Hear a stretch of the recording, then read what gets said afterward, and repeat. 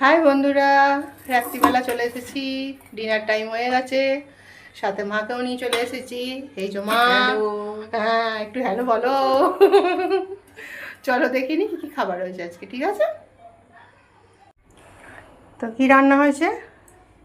এই যে ডবল কুসুম, হুম ডিমের আলু দিয়ে ঝাল। হুম এখানে এই যে স্যালাড তোকে হুম দিলাম, রুটি। রুটি, হুম আম আর দুধ। আম দুধ অম্বুবাচিতে খেতে হয়, ওই জন্য আমার মেখে খাবে না, ওই জন্য আলাদা করে আম আর দুধ দিয়ে দেবো, আলাদাভাবে খাবে। দেওয়া হবে, খেয়ে নেওয়া ছেলে দোকান থেকে চলে এসে সে খেয়ে তার শুয়ে খাওয়া পড়েছে। হয়ে গেছে, সে এবার শুয়ে পড়েছে। নাতি কোচিং থেকে এসেছে অনেক রাতে, মেয়েও এই এলো। মানে আমরা দুজনে এই ঢুকলাম, তো ওই জন্যই আর ভাইয়ের খাওয়া হয়ে গেছে, এবারে আমরা সব খেতে বসবো। এই যে মা, যা বুঝতেই তো পারছো, সবাই খেয়ে নিল, মায়েরা খেতে পারে না, এটাই হলো ব্যাপার। ওই জন্য মা বসে থাকে, আমরা এলে তারপর খাই।